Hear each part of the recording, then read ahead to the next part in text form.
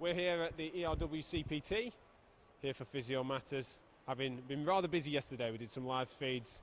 Again, thanks to Rachel Moses in the CSP for that. But today what we wanted to do is just take you around the event and conference centre. We've got a few little pit stops that we have planned, a couple of people that we want to see for their posters, and talk about a few people who are there presenting products as well to the market. Sometimes these events can be littered with gadgets and gizmos, some of which are really valuable tools that are really well validated. Certainly, I've come past a few stands that have got posters there, scientific literature,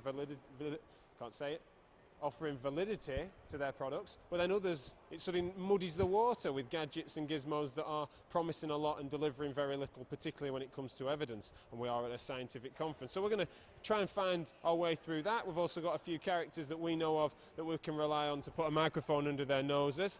Hopefully you're joining us here. Jack's just pointed to the microphone. Am I talking the wrong... No, you're looking at over here, there's no camera, it looks weird. Yeah, thanks Jack for reminding everyone that I'm bog-eyed. Yeah, you're right, there's a camera there. We're gonna take turns. We'll be swapping the microphone across and we'll be taking the lead on the screen. We're going to go over to Physiopedia as well, hopefully get a little snippet into there. They've got some VR goggles and stuff, so we're going to try and pretend we know our technology with Tony Lowe if he's got the time. So let's have a little bit of a wander. Hope you can join us.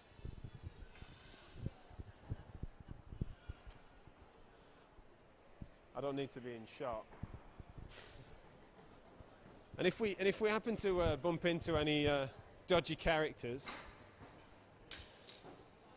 we'll certainly try and get them on the mic.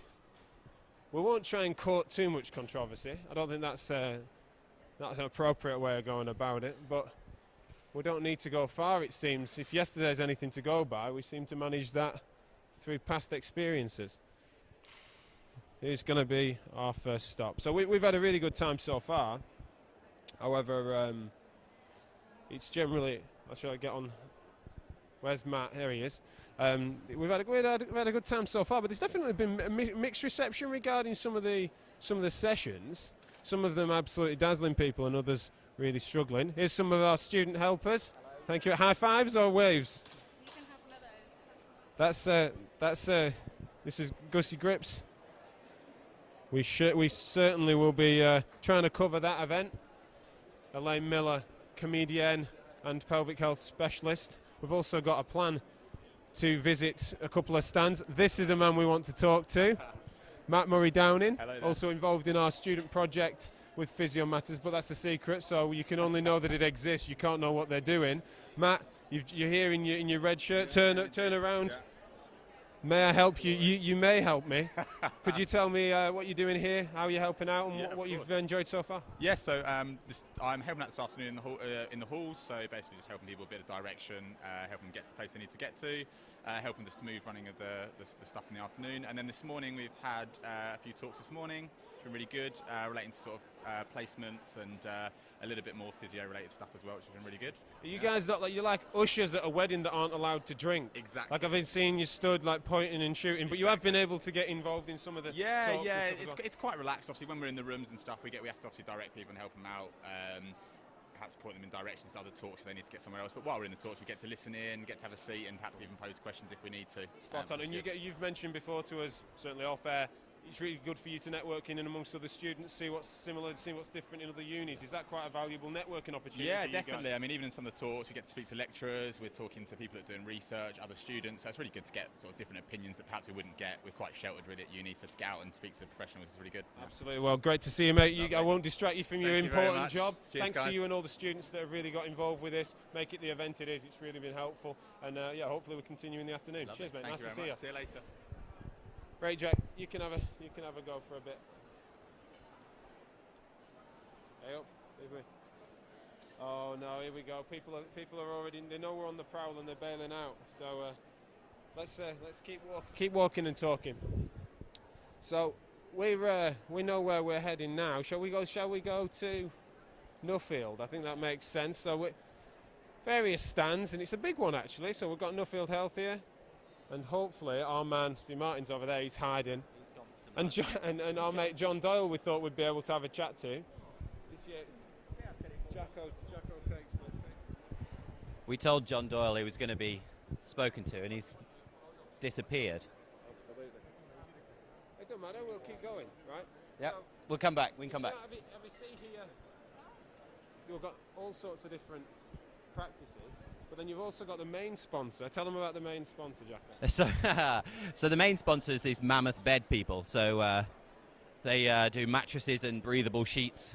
Interestingly, we had a talk earlier about a systematic review suggesting there's no evidence at all that mattresses do anything for back pain. So it's a difficult dilemma that we have, though, isn't it? Because sleep's really important. So sleep is important. We had an interesting conversation at the end of a talk about the mattresses. About we had a student ask, well, what would you advise to people if they ask about mattresses? Because obviously, if there's no evidence to say for, against, backwards, upside down, round and round in circles, then what are we going to tell people? And I took a bit of a role in answering that question, saying, actually, if people ask me about mattresses, then I guide them as to why are they asking about mattresses. Is it to do with sleep? Sleep's vitally important, to do with pain, back pain, all these various sorts of things. Quality of sleep. Are they asking about mattresses because they don't know necessarily the question they want to ask? And is that a good lead into something else that we could then talk about for things? So actually, I think that was interesting. But I don't know. I don't know whether she's spoken to these guys. Sure. No, I know. I think that's a good point. What we need to try and work out is somewhere. If there's some salesmanship in and around that where it's presenting a bit of a false promise, we've encountered other gadgets and gizmos that certainly do seem to have some real credence to them, that they're not pretending to do things that they're not doing. I'd like to take you towards one of those that we hopefully they're not too busy. But there's a really good example of what I'm describing, hopefully just round this corner. I've just spotted Naomi McVeigh. We'll have to try and drag her onto there. Always got a lot to say on these matters, so She's just done a sneaky little look in our direction. Did she just have a little look? So let me tell you a little bit about this, and hopefully their chief, I forget her name now. This is rude of me. Am I in shot there, mate? Yeah. Brilliant. Hopefully you can hear me. We don't have this wide to the phone. We haven't quite got that technology yet. We're working on it. But you will get high quality audio. If you're struggling with this, we'll definitely publish this somewhere, either on we're going to make it a Physio Natters. We'll put this on YouTube on high quality, and we'll dub it to this video. What I wanted to tell you about is this pelvic relief product. Really impressive. A friend of mine from Physiopedia told me about this, who's a women's health physio. He's telling me about this a really sensitive device that can be used vaginally for women's health physios that maps onto an app on their phone, which is free app, that tells them about contractions, and there's almost like a little game, almost like a little Super Mario. They'll probably show us a demo in a minute where you've got to contract, relax, and using different exercises. We need to integrate technology into what we're doing, and this is a perfect example of that. Brilliant. We're over here, so Hi. you're live on Physio Matters on Facebook. Hi.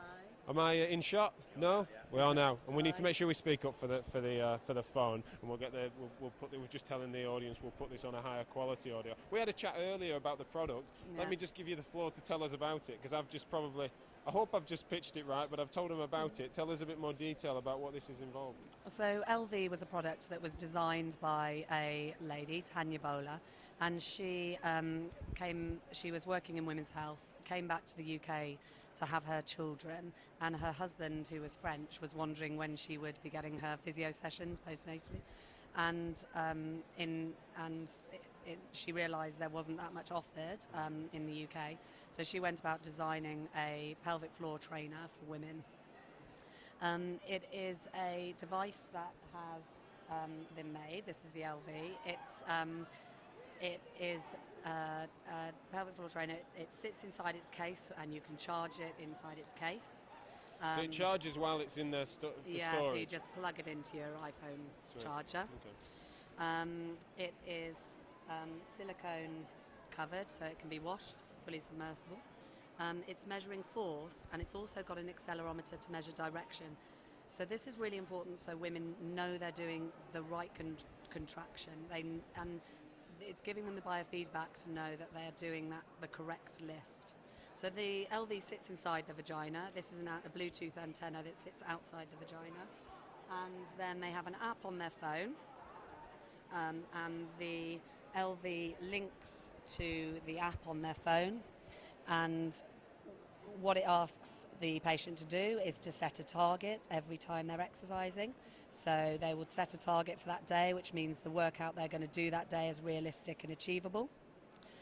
and then off they go. So this would be a fast twitch program, a pulse. So they're watching the gem go across their screen and follow the instructions. So on this program, they're relaxing and then squeezing to hit targets. They are then following on with more of an endurance program, which would be a lift and hold. So they are, again, following the instructions, relaxing, and then they would be lifting to hold the gem above the line. The information coming from the LV is being fed back at about 20 pieces of information a second, so it's very responsive. So the real-time feedback that the ladies are getting is extremely fast. So one of the criticisms I know of other devices from my women's health colleagues was the idea that it was almost like a crude yes-no feedback, and this is very sensitive. I mean, it's hard for us to, we're trying to give you visual and audio, but we can't tell you about just how sensitive this thing is, so you definitely should try it for yourself, but that's clearly an important part of the product that you've designed. And Sinead McCarthy's done some, who's a women's health physio based in London, and she's done a lot of research looking at the LV and checking that it is measuring that correct contraction, so she was looking at it against transperineal ultrasound. So we know that and is that the work that's on this? Yeah, that's the some work of that that work. got If you can try and get that on there, mate, that'd be brilliant. And what's been really important, we know biofeedback helps women understand how to do their contractions correctly, and I think it's about breaking the taboo a bit and giving women the tools to be able to do their pelvic floor rehab. Sure. And we've had an amazing opportunity chatting to a lot of MSK physios this weekend because often they think that they maybe need to refer women to women's health physios. However, if they're seeing a woman, perhaps postnatally or perhaps an athlete who's doing a lot of high impact sport and putting a lot of pressure through their pelvic floor, and as they're screening them, they're checking, do you leak when you cough or when you laugh?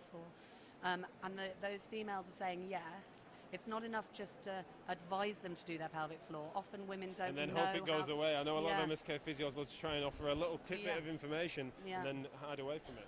Whereas with the LV, it gives the women a tool that they can go home. The minute and I know because I've had 3 children and I've used an LV, but the minute I did first use the LV and I did a correct squeeze and you see that gem move, it's almost like a light bulb moment. You know you're doing it right. You're doing it right. And once you get the idea of doing it right, then it's about compliance. It's fun. As a woman, I know it's very comfortable. It's small. It's discreet. I don't mind that being on my bedside. On the bedside table. It's just, it looks nice and it's not intimidating.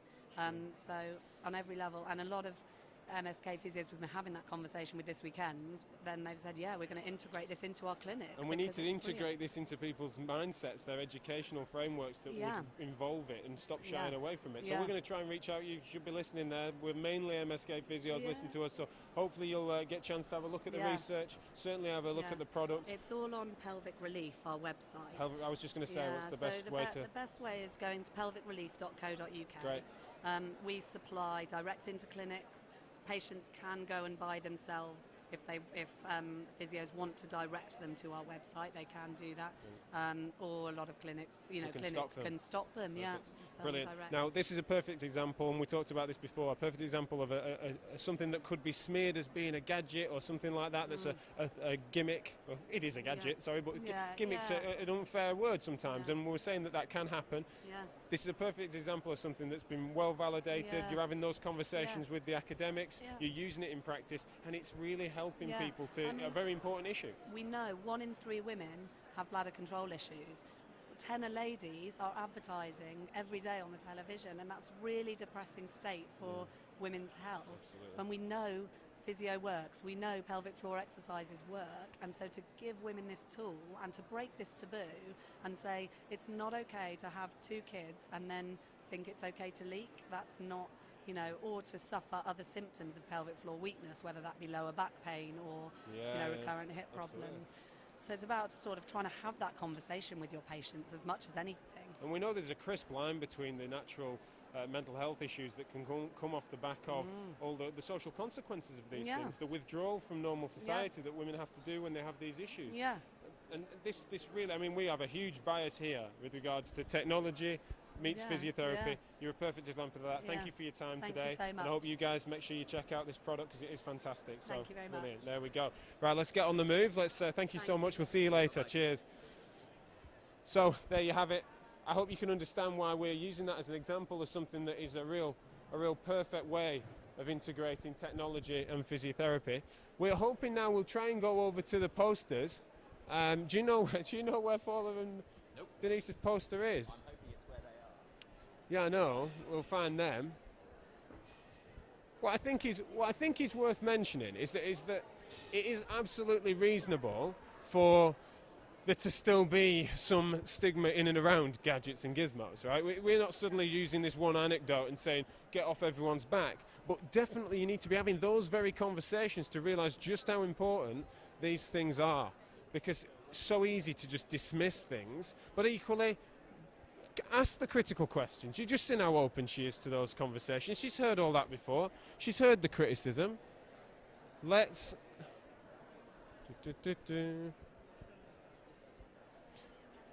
we are typically, I bet it's over the other side of the sodding room. Let's keep going.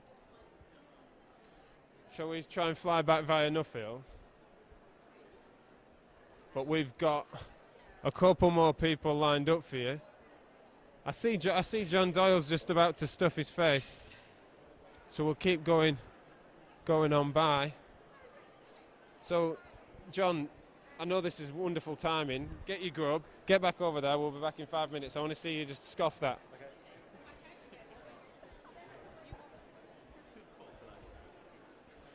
Right. Poster. Now, did Naomi just leg it? Because we definitely want to try and catch her at some point. But where are Paula and Denise? We definitely.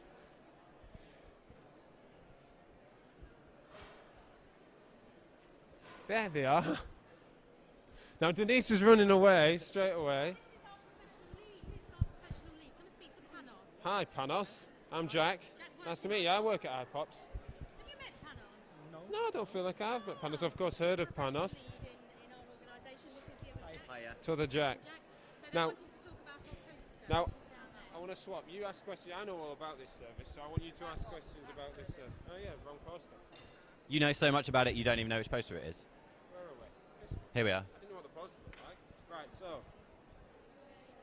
we know that the iPop service that I know and love, that we did a podcast episode on with Paula, now quite a long time ago.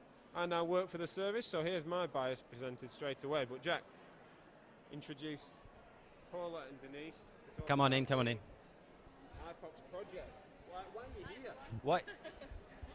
So what made you want to submit a poster about iPops, Paula? Well, very passionate about clinical leadership, as you probably know, and we wanted to start coming into a bit more of a scientific arena.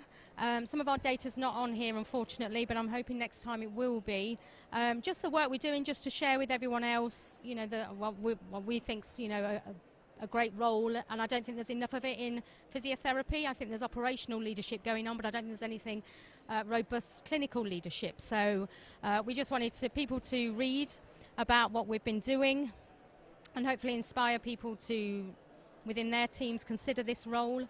And that's something, a bit more research that we want to try and publish on the effectiveness of this role that it has on services. Brilliant. And what's the response been like to everyone walking around? Yeah, no, really good. Yeah, we've had some really interesting comments. There's not really anything out there. Everyone else is doing operational leadership. So again, it's always the staff that are trying to do clinical leadership, and there's not really the time and the quality and the effectiveness to underpin it. So, yeah, just want a bit more of it. What you've come to understand in your experience with the NHS? Well, my experience with the NHS is slightly different, but I'm not going to offend anybody. I wanted to ask Denise if there was any difficulties with putting the poster together. Apart from having a graphic designer who leaves the day before you print your poster, then there's a difficulty with that. But actually, going back to what you've been talking about with Paula, the other reason we put this through is because we had the privilege of working closely with our CCG to get this service where it is now. They didn't go out to tender, they worked with us and they modelled the service on what we were already doing. So that's where it comes, working together, but you need clinical leadership, operational, and you need your patients and your CCG. Fantastic. Well, thank you so much for your time, guys. We're going to Thanks a lot. head off and put someone else under the spotlight. But Paula, Deacon, Denise, Softley, thank you very much. See you later. See you later. Brilliant. Don't trip over the bloody wire. Right. Yeah, yeah. No, Oh, now I saw the. you're live on Facebook, by the way. No, these Ah, are sorry. joggers, but yeah. Oh, sorry. Now, What's your name for us, buddy? What's your name? my name's Gus. Hello. Gus. Hi, Gus. Oh, we're live on Facebook. Live on Ah, Facebook. very good. And so where are you from? I'm from the Netherlands. From the Netherlands. Maybe we should go stand by my poster then as well, but no. What's your poster on? My poster is about guideline development. Oh, let's go. Come on. Okay, it's around the corner. Around the corner. Take us. Can I? Follow, Can I? follow, Can go, I? go, you can Yeah, there we leave, go. you There we can go. leave. Front then. On the left, the second one. This is mine. This one? Yep. This one? What do we do? Should I step over? Lovely. So we've just randomly walked into Gus. We're going to talk about his poster. So tell us a little bit about this, Gus, for us. Well, yeah, tell us about the guideline development. Well, Royal Dutch Society for Physical Therapy develops guidelines since the mid-1990s. And every once in a while you have to redevelop your method of guideline developmental. And that's what we did in 2015. We updated our method, so it's a poster about the method for guideline development. As an association, we have like almost 20 guidelines, only for PT disorders, so lower back pain, neck pain, Parkinson's disease, etc. What the method is about how you develop the guideline. And what has been changing, three things actually. Our guideline needed to be more clinically practicable, how do you say it? At least it needed to be easier to apply for clinical practitioners. And the second one is more from our National Healthcare Institute. They have extra demands before they approve our guidelines. And one of the demands is that we grade our literature according to the grade system, which is a specific system. And the third one is more from our association, is that we wanted to be more able to attain our timeline in the developmental process and our costs. So because in the history we asked institutes like university medical centers to develop our guidelines, but over the years we experienced that it was difficult to adhere to the timeline for the developmental process and the costs of developing a guideline. Brilliant. That's really great. Thank you very much. You can find it. You can find us on Facebook. You can watch this later and Yes. critique your own video. No, very good. Very nice to Thanks. meet you. Thanks a lot. Chris. Thanks. Cheers. That's really. I'm going to look that up. That's really interesting. That's what we're about. Random. Capture people. Grab them. Right. Right. Let's go. Let's go around here. We're looking for Naomi. Where's Naomi? Physiopedia. Okay. She'll run off in the other direction. Naomi is. That's exactly who we need. They're wagging their finger at us. This is Naomi McVeigh and Janet Thomas, and we definitely want to be talking. Hello. You tried to hide from us earlier, and that's not good. Audience might well have heard of Physio Talk, so certainly we want to be talking to Janet and Naomi. So you're on now. You can't. We're live on Facebook. Here we are. Tell us a little bit about your poster, Naomi, please. Well, that's Janet's poster. And Oh. then Naomi's is over there. Okay. Well, of course. There's so you doubled up. Love it. This poster is about us evaluating the digital reach of first year of we AHPs. So how we developed and built the community, and then what we've Sorry, done. That isn't wired to this.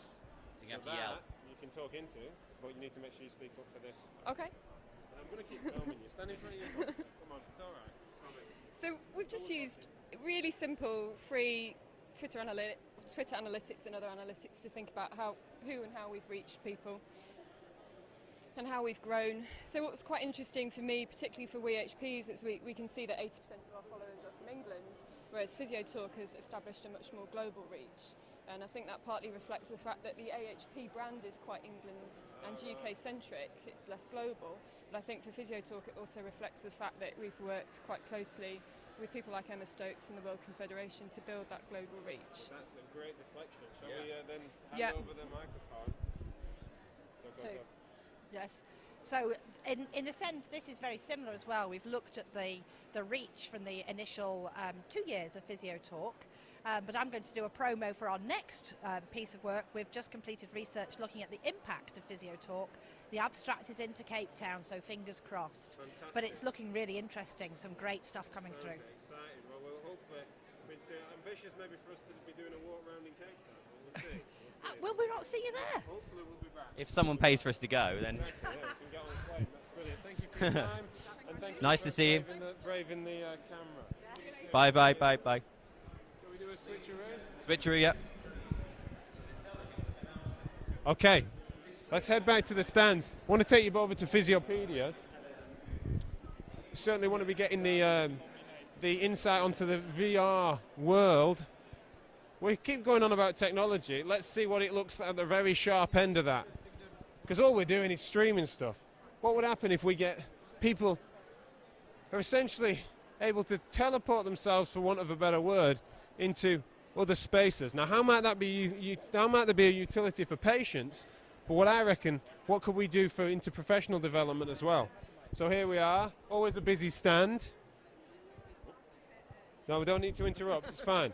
But what we got over here, Tony, I will need Tony in a minute, but what we've got is we've been watching people put the VR software on, be transported to a different world, and then essentially they've been either dancing themselves around or they've just been getting dizzy, turning it off.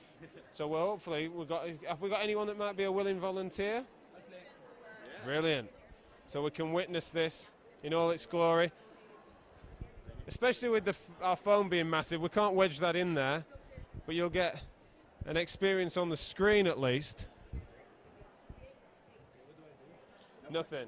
You react to what goes on, and make sure. We tried this earlier. It's absolutely brilliant. You're in. But make sure you have a look around. Breathe it in. There he is. So this is brilliant for us to see what he's seeing and experience what he's experiencing.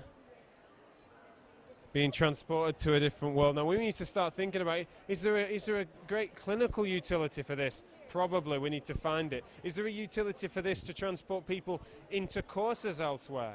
People say that they don't like to do maybe online courses because there's not that practical element where you feel like you're witnessing something. Can we take people there in this way? Or is it just good fun to watch someone react, as we're seeing here, to what's going on around him? Look who's behind you.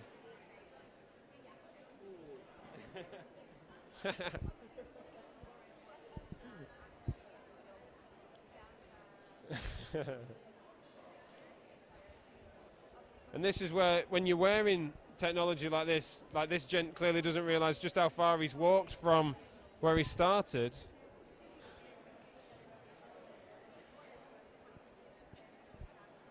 But we're genuinely intrigued as to how to push this forward. Now, one of the things that's well worth mentioning is when we're integrating technology, we need people pushing that forward.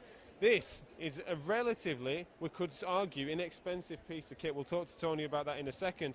But also, these are only going to come down in price. Sometimes people say that's not got any utility, and by the time it becomes down in price, we've not thought about these difficult questions.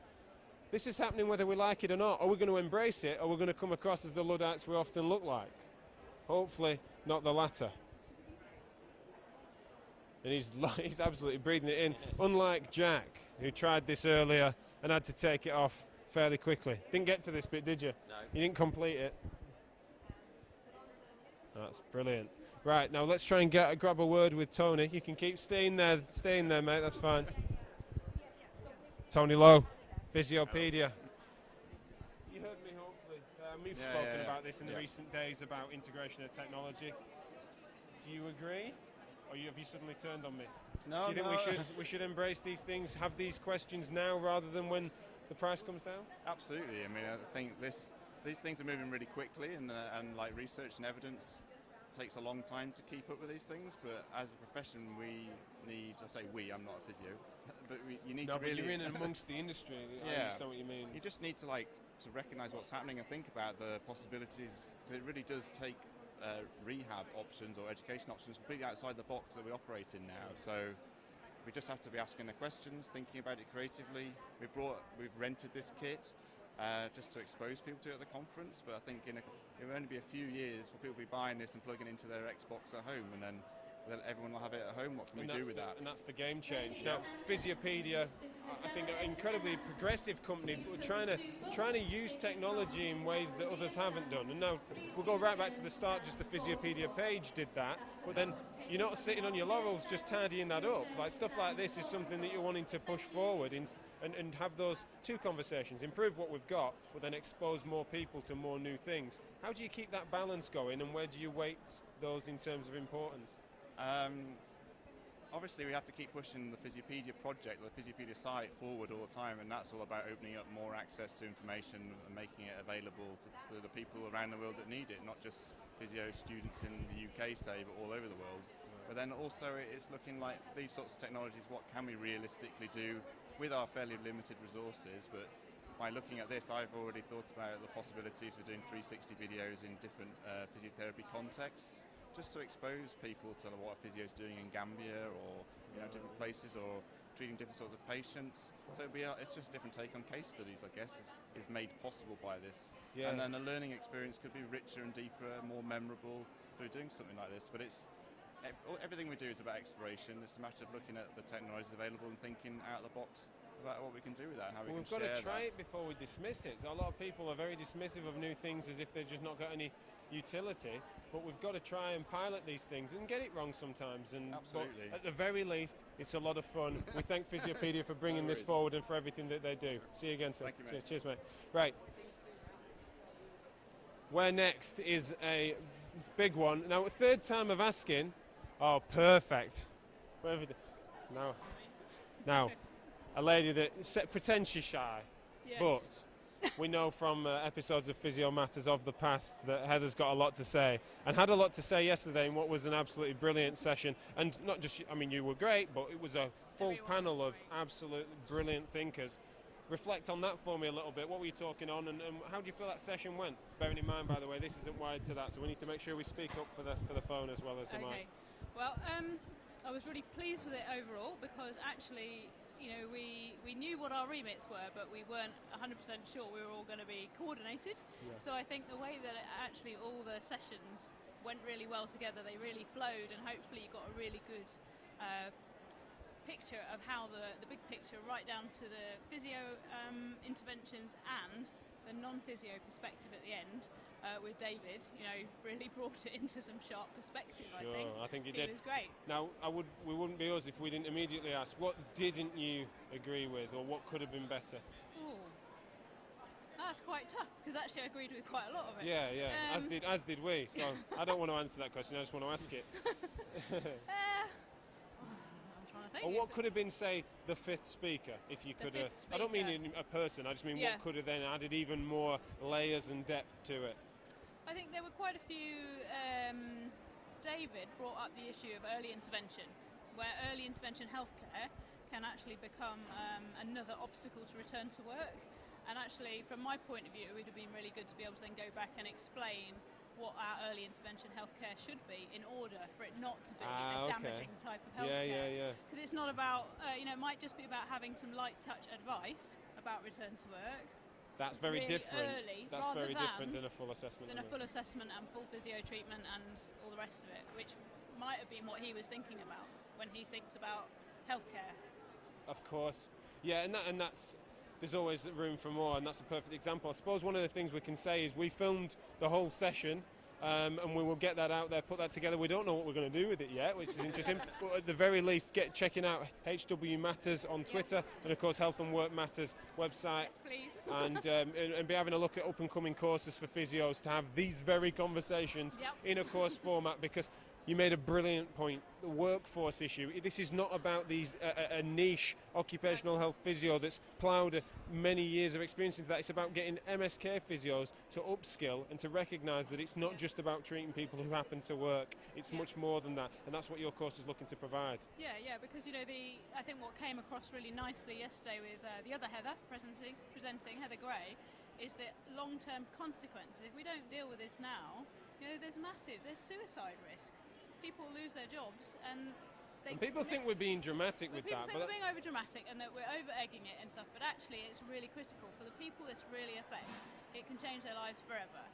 And it's really important. And that was basics. that was a slide in our talk that I wasn't allowed to talk on. Not that I'm bitter or anything, but that's exactly what we were trying to say. Is that there's classic evidence to say that look at the consequences of inaction, rather than this idea of it's not my job. It's just not good enough anymore. There are dire consequences, and it sounds dramatic when we say millions will die. Millions will die. It's silly for us to behave as we are doing. We need to add years to life and life to years, as is the mantra. We're in front of the CSP stand. I'm sure we'll get a chance to grab one of them at some point, but thank you so much for your time as ever, mate, and I'll see you around in a bit off air. All right, thanks, Heather.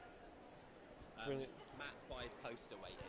Is he? Where's that? I think it's that way. And is he wanting us there now, or can we? He said he was there about 5 minutes ago, so I think we've kept him waiting, or we can have a quick chat with John. Well, I don't know. I think the third time of asking, I think it's about time that we got John Doyle's thoughts on, at least the world. How are you? I'm not bad, mate. Hello, Jack. We'll have to remind you, again, this is not wired to that. We'll marry them up, but for the live broadcast, we need to make sure we speak up. I know you're a man of speak up platform, grandstand. Why are Nuffield here? Well, it's a great privilege to be here, actually. So we're here for a couple of reasons. One, wanting to support the CSP and WCPT, and we're proud to sponsor the event, so it's great to be here for that reason. And secondly, also, it's about letting people know about Nuffield Health, really. I think Nuffield is a bit of a well-kept secret. Not many people know the locations we work, the types of work we do, and how we're trying to improve the health and well-being of our patients across the UK. And so we mentioned briefly yesterday, we had a chat, of course, off mic about the fact that CSP sometimes get fair critique, but also they sometimes get a bit of a raw deal on some of these issues where they are championing the right ideas, but sometimes they're in the swamps doing that and getting criticised for the fact that they've not necessarily got the workforce to do all the things that people want them to seem to do. And you have some sympathy for that, I understand. Well, I think, what we need to remember about the CSP, they're a member-led organisation, so they essentially represent us, and they do what the members want them to do. So if there is any criticism of the CSP, then I think the people that are criticising them should be getting involved and helping them give the services that they want them to give. But I think actually a lot of the criticism of the CSP is unfair. I think they do a great job with the resource they've got. They are promoting physiotherapy to not just the physio profession, but also to the wider UK. So they're talking to government, they're talking to the key stakeholders. So actually I think they do a quite good job. And with changes like bringing out the new strategy document and putting in place new leadership programs, actually there's a real chance to create a real step change in the way physiotherapy is both delivered and led in the UK now. Brilliant. So that support from Nuffield comes in various different forms. It comes in conversation as well as supporting events like this. Yeah, and we're always trying to improve our links with lots of different organisations, and the CSP is one we're definitely trying to improve our links with. So I talk to the guys at CSP regularly and see what I can do to help, whether it be give our experience of, setting up learning and development programs, or how we prove our effectiveness in a slightly different market to the NHS. We're always more than happy to talk and share our experience. Fantastic. Well, we appreciate all you're doing. Always good to see you, mate. And yes. we'll see you on another lap off air. Well, he still owes me £2.50 for the car park, so... And that, we've got to thank John as well, not only for all he does and all this grandioseness. He had to add, what was it? £2.50 for Jack's car this morning because we were running late. So what just an all-round hero, isn't he? Look at him. The car was also parked illegally outside the space, may I add. Oh, I love that. Yeah. Did you tip the warden off and then give him it and then put a ticket on? Yeah, brilliant. He's got it clamped now. So thanks for that as well. You're welcome. Cheers, mate. See you, John. Right, so we're going to head over to Matt Lowe's poster. Really interesting to hear John's thoughts on this. I mean, John is someone who we get on very well with. People will know this maybe from Twitter and from interactions before. I can't remember, has he been on air before? Like, has he been on a Natters or has he been on... No. So that will probably happen, won't it? Let's be real. He was going to be someone that we were going to put with the AACP. But what I think is well worth talking about is that when we talk about the likes of John Doyle and Nuffield's involvement, you won't find a more articulate critic, I'm looking for the word, not critique, critic of, say, the CSP, or the way the commissioning process goes on, or the way in which things go to tender, or the nature of the comments around the NHS. We talk on these issues all the time, but John's doing so in a thorough and fair manner that is not polarising for the sake of polarising. And I really do understand and I know full well that those comments aren't just contrived for the air.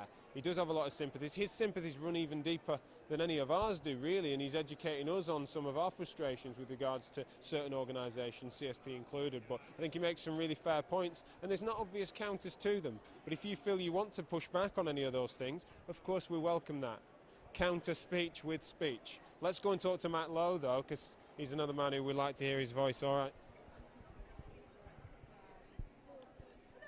Hiya, you all right? How are we doing? We're hawking. We're hawking for posters and things. If anyone want to fancy talking, this is Fred. We met. We had some lovely pizza and beers with Fred yesterday. Fred, tell us about why you're here. Well, so we are here, obviously, at the World Campus Physio, promoting sort of evidence-based practice, ideally through poster presentations, those sorts of things. Okay. And tell us about the project. So the project that we did here was investigated suprascapular nerve blocks. To be fair, they've been used by sort of pain management, and they've been used in management of hemiplegic shoulder pain for long periods of time. I think because it's sort of been end-of-line treatment, that sort of stuff, it's never really been particularly researched, or it's never particularly come to the fray. But a little bit of stuff going on. Emma, our consultant physio over there, has been sort of pushing quite a bit of this and sort of thinking about whether we should be doing this as more of a frontline idea. The idea being potentially try and block out the pain, and then you can do your evidence-based rehab. And two questions. What does this show? And the next bit, and so you can walk yourself towards the next answer, is what do you think in the way in which it's going? So we know what the evidence might say now. Where do you feel that your clinical experience then points you towards in thinking where the evidence might lead to, given the right treatment? Sure, definitely. So, I mean, obviously with this we didn't find particularly too much evidence, but we found sort of two studies, but to be fair, they were done quite well. So, you know, critically appraising it, it's actually some quite good evidence, albeit in smaller studies. So one with sort of 100 and one was a sort of bit of a systematic review that looked at two sort of 30 patient trials, really, that sort of thing, that sort of brought that in. So promising results initially, which is why we're then trying to bring that in with some of the stuff that we're then doing in clinical practice. And and your hunch being in the direction for that it's looking promising, rather than it being something that would be a null and void project? I know that you don't. I know I'm asking you to guess, but. So I mean, at the minute, sort of the 6 week bits look like it's doing pretty well, to be fair. So you know, these are people who really haven't, have tried physio before, evidence-based physio before, robust physio, that sort of thing to start with. Injection therapies. Some have even tried surgery, that sort of thing, and it's just not really got them anywhere. And we're sort of noticing sort of a 2-point decrease on the VAS scale after about 6 weeks. Obviously, that's not yet published, those sorts of things, but that's sort of hot off the press. No, that's fantastic, really promising. And we need more options. We need more variety, and we can't. These are people that have tried.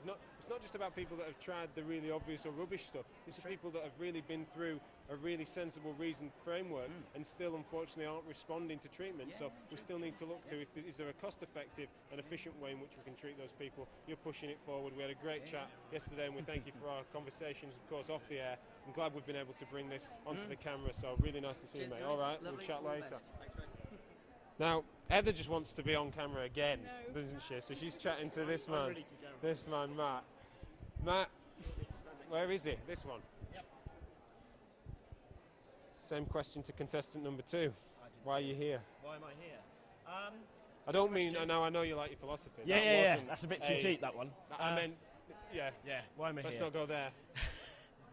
So, well, let me talk to you about my poster, and then we can go on to that one. Perfect. So, essentially, when looking at doing multi-centred randomised control trials within the area of the hip osteoarthritis, we don't know what usual care is.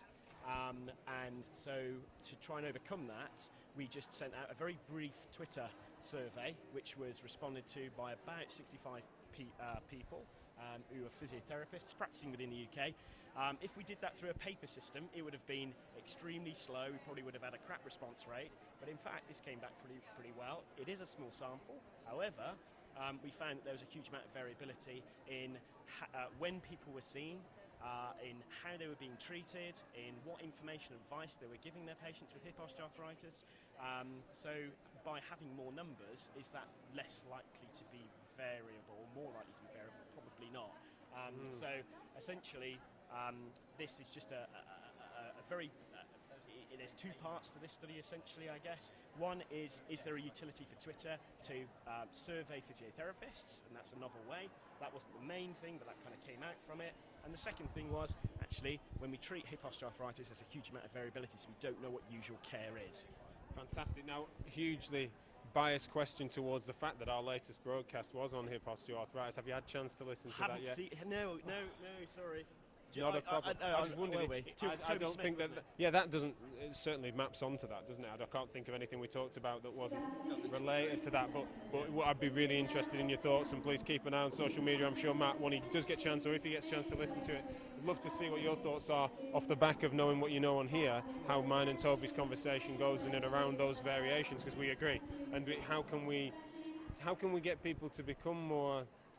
We don't want the postcode lottery that exists. But also we don't want people to get narrowed to the point in which they're getting robotic care. You're a man for treading that line, which takes us back to my opening question, which of course I don't want the meaning of life from you, but I know we've spoken before with regards to things like the Course Health Project and things like that. I wondered your thoughts on integration of, or are you seeing a trend towards people being more understanding of philosophical concepts, for example? And when you're at a conference like this, if you compare it to ones in years gone by, do you feel like that's an easier conversation to fold into these days? Because I certainly do, I'll admit. Are you saying, sorry, I'm just... yeah, it's like a 10-minute question. 10-minute question? So, I just mean, is philosophy being integrated? Oh, I haven't seen much philosophy at all. No. Do you feel that those conversations are I think those easier conversations to get going? I think those conversations need to happen. And what I was interested in, particularly with regards to curriculum, because there's been quite a lot on student curricula here at undergraduate. And one of the questions that I didn't get a chance to ask was, is there a place for understanding some basic elements of philosophy in a curriculum?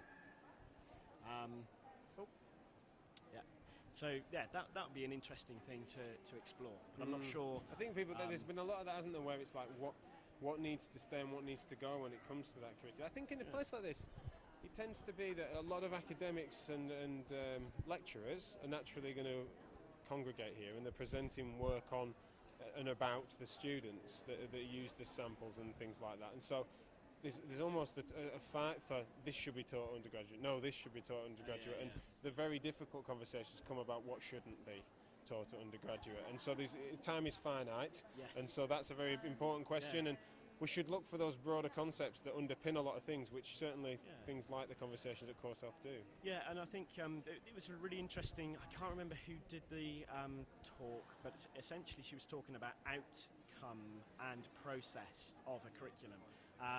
And certainly if we want our up-and-coming physiotherapists to have critical thinking skills, then we're better than to start from a philosophical basis. You'd think so. No, I hope that conversation continues to move in that direction. Lovely to see you as ever, mate. Good to see you too. We'll catch you off the air, of course, later on. Let's wrap up then by aiming straight back into the middle of the exhibition centre. And I would... Cheers, guys. Thank you very much. So... I can't remember if we had anyone else lined up, did we? If John Ryan's turned up at the CFP. Oh yeah, that's a good place to finish, I think, isn't it? Because they've been intimately involved in organising this. Look at him, he's turned up. Now I wonder if has he turned up thinking that we'd finished, or has he turned up thinking that we're not? So I'll hand over to you, mate. Just to we'll sneak up behind him. Sneak up behind him